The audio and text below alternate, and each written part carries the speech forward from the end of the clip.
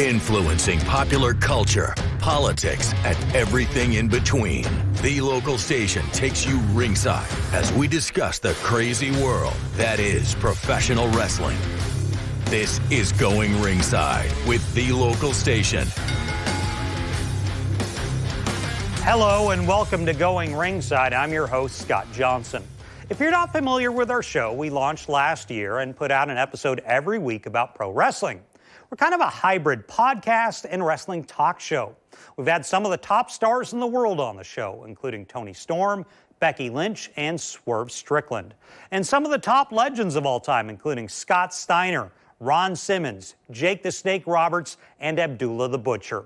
We've also tackled a lot of hard subjects in the wrestling world, including the tragedy of the Von Erich family. We were live for 6 hours with a camera in the courtroom for the criminal sentencing of Tammy Sitch, a.k.a. Sonny, for DUI manslaughter.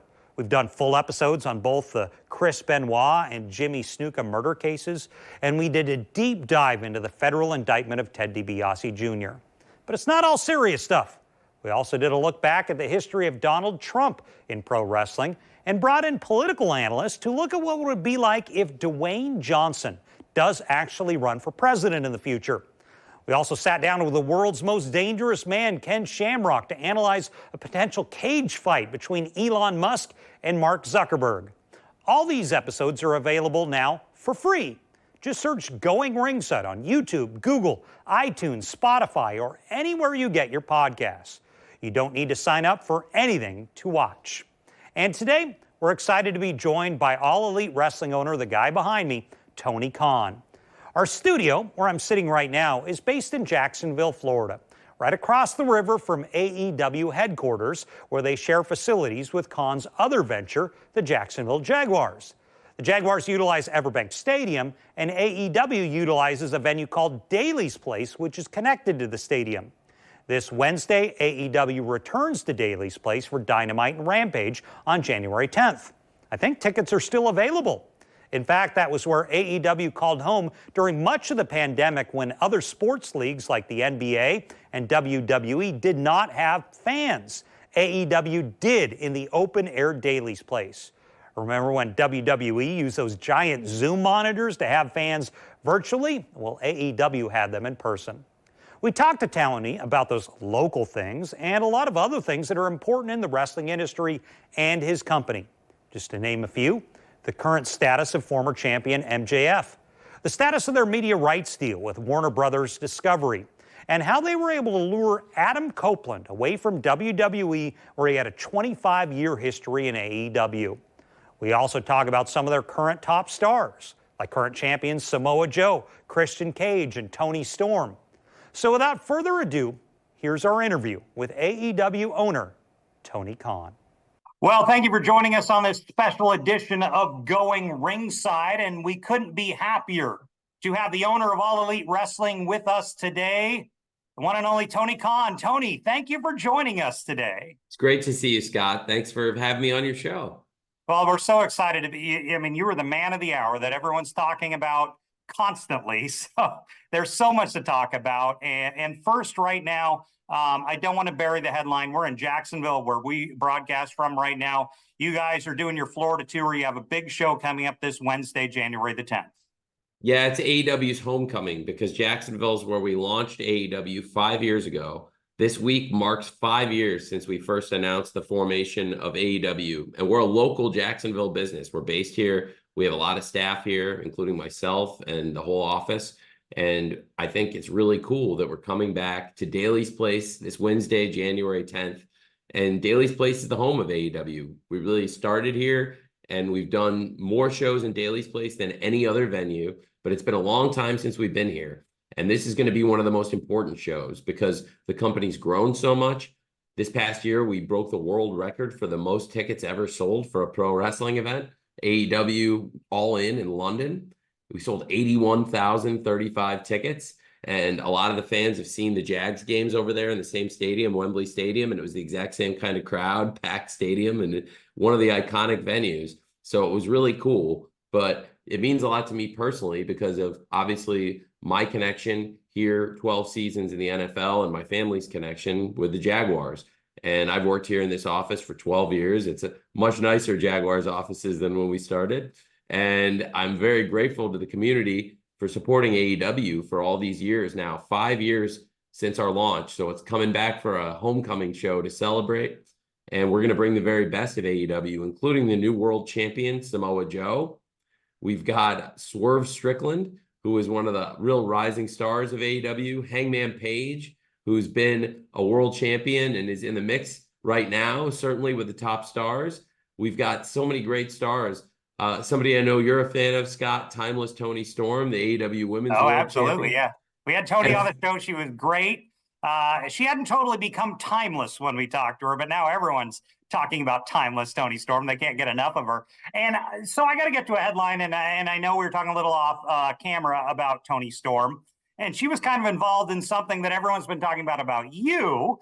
Tell me a little of the backstory of the media scrum in the last week, the hat and the sunglasses. People are wondering, what's Tony Khan dressed like that for? Well, if you watch the actual video, before that, she had just put the hat and sunglasses she was wearing on me. And Timeless Toni Storm's really an amazing character. And so I ended up wearing her hat and sunglasses, answering questions, but she's unpredictable. She's become one of the all-time personal favorites for me in terms of a pro wrestler and in terms of a character. She's the AEW Women's World Champion. And what a great star, Timeless Toni Storm, who is effectively a silent film star from maybe the 1930s as opposed to now. And, really throwing back to nearly 100 years ago, a different era. And her character is inspired by some of the real starlets and people who played even these really iconic and in some cases even aging movie stars like Gloria Swanson in Sunset Boulevard or Bette Davis in All About Eve. And these are the roles that really embody Timeless Toni Storm, but so much more. Timeless Toni Storm is such a great, great star, and I think she's so unpredictable. So you never know what will come with her. I know you've had some really nice conversations with Toni. Sure. So when Toni decided to become timeless, in the wrestling world, you try things, some things work, some things don't work. This one worked. How do you know? How do you know when it works? It's a great question. I think you can tell when things are connecting with the fans. That's part of the job. And I think really trying to incorporate the fan feedback. We have so many of the great stars in wrestling here. And we have great examples of homegrown stars like Timeless Toni Storm, and, is somebody that came in with a lot of experience. And we have people that have really taken their time elsewhere and taken their experience and been able to relaunch their careers in AEW, in addition to the great homegrown stars we have. And I think Timeless Toni Storm is a great example of somebody that has come in with a lot of experience and changed her character, changed her persona, and is more popular than she's ever been before now in AEW. So you just turned 5 as a company. Let me start by saying I remember interviewing you in 2019 at the original announcement with Jericho and others in front of TIAA Bank Field at the time. Now it's Everbank Stadium. A lot of build-up, a lot of excitement. Did you think it would be as successful as it was 5 years ago as you sit here today? Absolutely. I absolutely believed in AEW, and it's incredible what we've been able to achieve through the years. And now to come back here, celebrate 5 years with the company in such a great position, coming off our biggest year ever, our biggest year for live events, pay-per-view, and bringing our flagship TV show here to Jacksonville for Wednesday night Dynamite this Wednesday, this Wednesday, January 10th. And, I have to say, for AEW, I love bringing the shows here, and I could see coming back too regularly, and I want to come back often. And to come back for this show in particular, it's important. It signifies a really, really special date because, again, you mentioned that interviewing Jericho in the parking lot of the stadium right outside of Daly's Place 5 years ago, and it's 5 years ago this week. So to come back now and have the company coming off a year where we've expanded live events, we've now added more television. We started in the first year with only 2 hours every Wednesday, which we still do, this bringing Wednesday Night Dynamite, our flagship show, back this Wednesday, January 10th, to Daly's Place. But also, it's really important that we note that we've expanded. Now we have 5 hours of television. So we're producing Saturday Night Collision and Friday Night Rampage now. We've had Rampage at Daly's Place, and we're going to have it again and film Rampage for next week here on Wednesday. So both shows, Wednesday Night Dynamite and Rampage, will be filmed in Daly's Place, which is special. We've still never brought Saturday Night Collision to Jacksonville. That's something I would really like to do. So stay tuned sometime.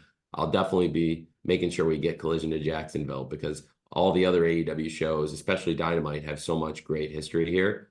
And the city of Jacksonville has been so great to AEW. So well, you mentioned TV, and we got to get to that because that's a big topic of conversation in the wrestling world right now. As far as TV deals, you're doing great with Warner Brothers Discovery on TNT and TBS.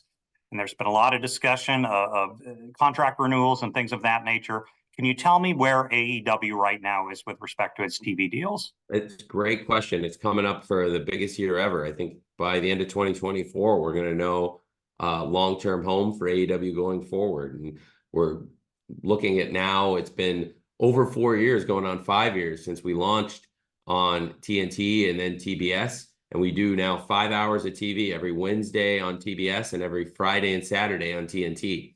And it's a great question because I think it affects the entire pro wrestling ecosystem. And it's something we're going to be following very closely. And I can't really say anything except that Warner Brothers Discovery have been great partners and will continue to be great partners through 2024. And very excited to have another great year there. And it's certainly going to be a very exciting contract year for AEW and all of the exciting possibilities. And there's a lot to look forward to in this year. It's a big year, 2024, for so many reasons. One of the discussions with Warner Brothers Discovery has been the possibility of a WWE contract. Are you aware of that? Is there anything to that from your perspective?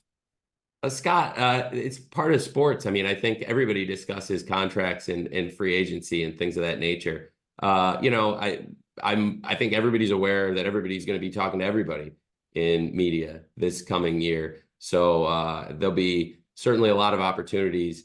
And I think, we've had a great history at Warner Brothers Discovery, continue to produce great ratings. So I think we'll be in a very good position next year. I want to talk about your biggest, most exciting headlines from the past year. And I'd love to know how it happened. That would be the signing of Adam Copeland. He arrived, I want to say it was latter half of this year. And there was discussion for months. Will Adam Copeland go to AEW? Will he go? The rated R superstar finally makes his appearance. And we'll get to Christian Cage in a bit. But how did that deal come about? Can you say? Well, absolutely. I think the timing of it was we had a pay-per-view October 1st, and it was right around then Adam Copeland's contract expired, and he reached out to me and also, really for me, the timing of it made a lot of sense to have Adam Copeland come into AEW. He's one of the greatest wrestling stars in the world. And I believe Adam Copeland is somebody who, still delivers the best matches and brings fans from all over the world to AEW. So it's an honor having Adam Copeland in AEW, and the rated R superstar has renewed his rivalry and his great history with Christian Cage, the patriarch of AEW, the TNT champion, and having those two in AEW, it's something really special. Well, we were kind of wondering, would it be a rivalry? At the time, we had known they had such a historical friendship, and then they hug in the middle of the ring, and Christian Cage says into his ear, "Go expletive yourself." Did that just kind of throw everyone off that this is not going to be the fanciful friendship we were maybe expecting? I think it threw the fans off. I mean, we're telling a story, and certainly for us, it's something that has been through the weeks. One of the most exciting elements of AEW has been the twists and turns between Christian Cage and Adam Copeland, including at World's End, where Christian Cage really taking advantage of his family, taking advantage of the patriarchy. We've seen Christian Cage as a manipulative guy, and one of the real top villains in all of pro wrestling is Christian Cage, the TNT champion, and he will keep his belt by any means necessary, as we saw at World's End, and he is still the champion, even though Adam Copeland had the title for fleeting moments. Just fleeting. Yeah, it wasn't long at all. Well, that's how Christian Cage works. And it's really exciting to see the Adam Copeland, Christian Cage story playing out on AEW TV every week on TNT and TBS. And something to look forward to next Wednesday, this January 10th, coming up days from now in Jacksonville. I do need to ask you about a headline I woke up to. I want to say it was New Year's Day or shortly thereafter. I wake up and I see all of our wrestling media, MJF, removed from the AEW on-screen roster. Can you address that and tell me what that's about? Yeah, I can say that MJF certainly has been a great part of AEW for the first 5 years. And through those 5 years, certainly he's been one of our great homegrown stars I referred to earlier. And he's somebody we really value. And I would love to have MJF in AEW in the future, should the contractual situation allow. So that is an ongoing discussion?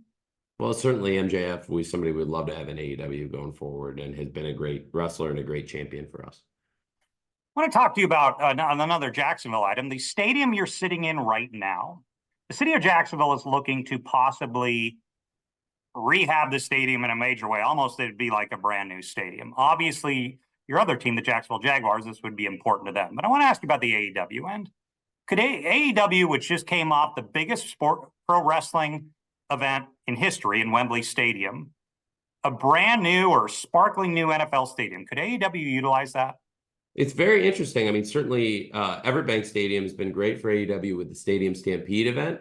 And I think the Stadium Stampede has a great history here in Jacksonville. So that's something I would love at some point. But certainly for me, I am focused on what we're doing on the field, and really not that involved in, new stadium and those kind of things. But for me, really exciting year for the Jaguars, and I continue to focus on the statistics, the analytics. This is my 12th season working on the football analytics for the Jaguars, and I have to say that these last couple of years have probably been the most rewarding, to have us be in the position we're in right now, and to have really these last few years with Doug Peterson, working with Doug and Trent, has been great, and very excited for this weekend for the Jaguars and all the Jaguars fans. You brought up the Stadium Stampede, one of your more iconic matches in AEW. This is in the middle of the pandemic. You guys are scrambling, to keep yourself on the air, and you did it better than any company in the world, practically. Talk to me about how this Stadium Stampede, this 10-man tag team match on a football field, how did that idea come about? It was just an idea of really, as you said, had to really think differently and come up with new ideas, new creative possibilities with the limited places you could do it and limited crowds in the pandemic, the early going. And it was really here in Jacksonville that we were the epicenter, AEW and the Jaguars, of bringing back live events, because it wasn't long after we did the Stadium Stampede in May 2020 where AEW started bringing back fans safely, and we did it in the outdoor stadium. We had no known COVID transmissions, and we brought back live events here in Jacksonville. AEW, one of the first places in the world where you could see a live event. We did these Wednesday night Dynamite shows, just like we're bringing here, but we broadcast it every week, and we did shows on TNT and TBS. And really, Daly's Place, some of the most iconic moments have been there. And at one point, really in the summer of 2020, AEW was the first place to bring fans back. We did 25% live capacity, so fans out there in the stands. And again, no known COVID transmissions. And then just a couple months later, the Jaguars and the Chiefs, when we opened NFL season, there were only 2 teams in the NFL that had fans in the stands in the entire NFL for the opening week in 2020, and it was the Jaguars and the Chiefs. And so Jacksonville, one of the only 2 places in the NFL that you could see a live football game in the first week of the NFL season. And so we've been a forerunner of also, taking care of the fans as much as we can here in Jacksonville, and trying to make a great live event experience, and also showcase Jacksonville all over the world. And AEW now on in over 150 countries.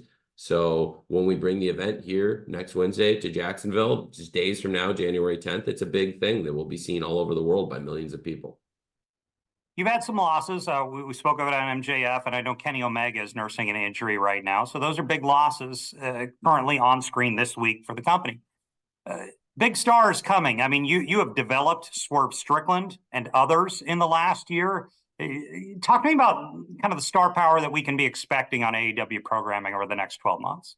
Well, you can expect a lot of star power. AEW has some of the biggest stars in wrestling. You mentioned Swerve Strickland, who's a great star. The world champion, Samoa Joe, the Blackpool Combat Club of John Moxley, Bryan Danielson, Claudio Castagnoli, Wheeler Yuta. That's a great group. Very excited to get Kenny Omega back. AEW has so many top homegrown acts, stars like The Acclaimed, and a lot of stars who came to AEW that we talked about, like Timeless Tony Storm, and rebuilt themselves here, or Swerve is a great example of that, or John Moxley, frankly. And I think there's so many great stars in AEW, certainly at the top of the list, and one of the most important people to talk about is Sting. We're coming up on Sting's last pro wrestling match. This is major. Yeah. It's really important, and I think it's really now in the countdown. Every match Sting has is one of the final matches Sting's ever going to do. And to have Sting have his final match coming up March 3rd on pay-per-view in Greensboro, and we have a huge crowd coming for that.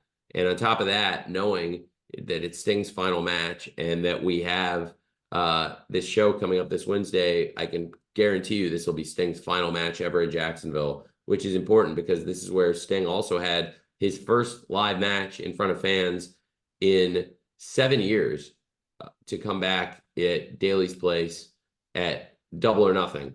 So I guess it would be maybe about 6 years probably between when Sting had retired and when he came back to wrestling. And then now we're coming up on 3 years, and Sting is undefeated in AEW. So he'll be looking to keep that streak going. And if he can keep it going, it would really be something. But they have a huge match coming up this week in Jacksonville. That's probably the toughest match Sting and Darby have ever had since Sting came back. Darby last week wrestled Takeshita in an amazing match on Dynamite, and Takeshita beat Darby straight up, no interference. Just a great wrestling match like we've been seeing on AEW every week.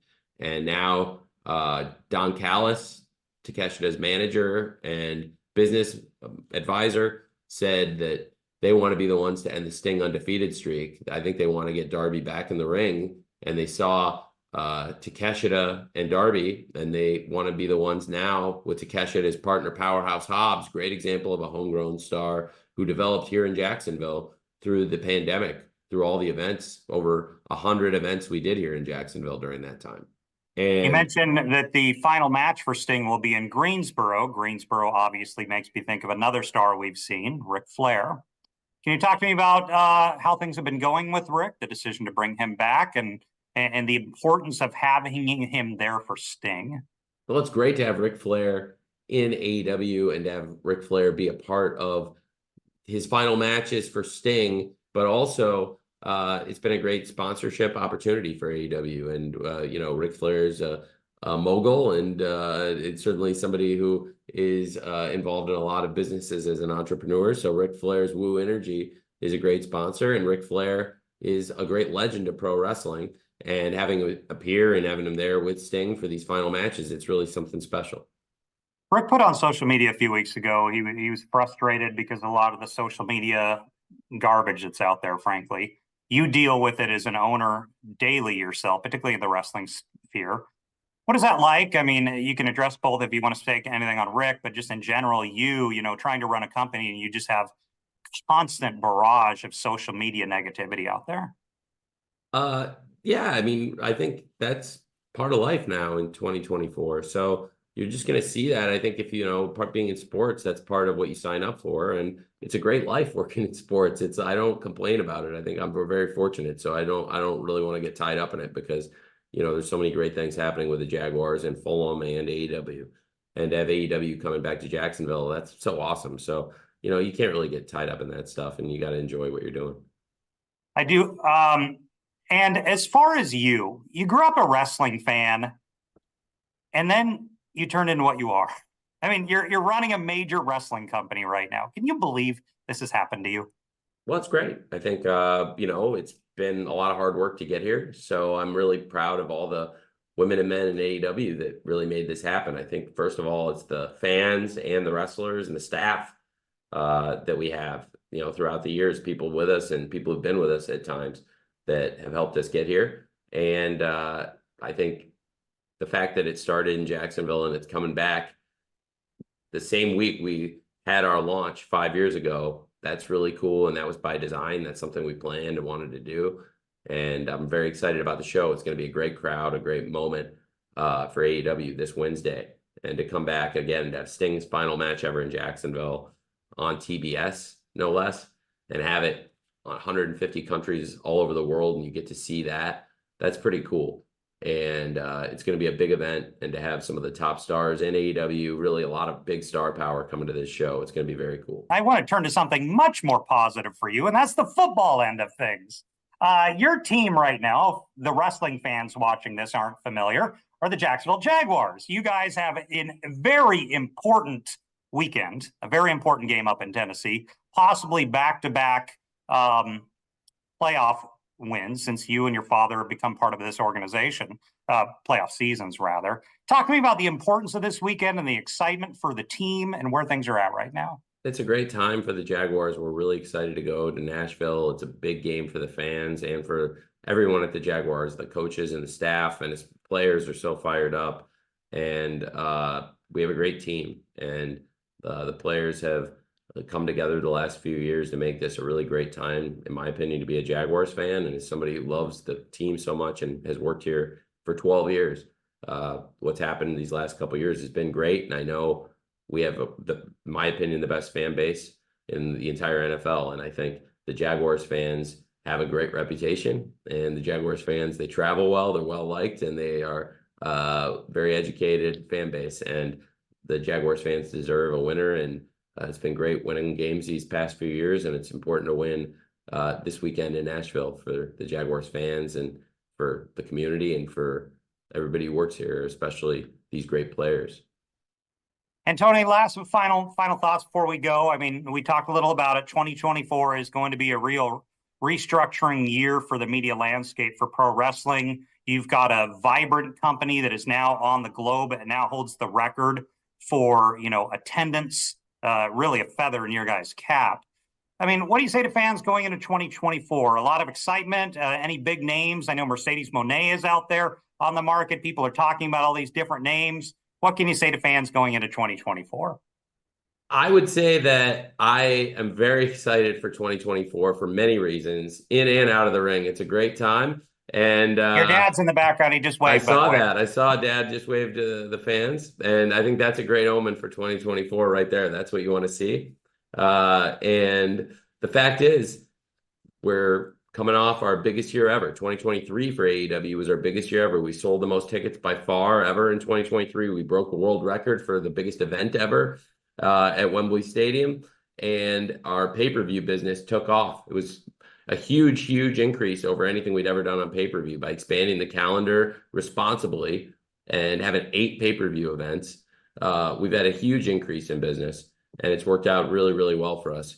And 2024, I think, will be more of the same in a good way. We'll continue to put our foot on the gas pedal with the great events we've put on. Like I said, responsibly. I'm not going to, change it to 10 million pay-per-views or something. I think we've really found a great cadence and a great schedule. And that's why it's been such a great success, expanding the calendar and growing the business the way we have. And now our TV, like I said, Dynamite's our flagship show.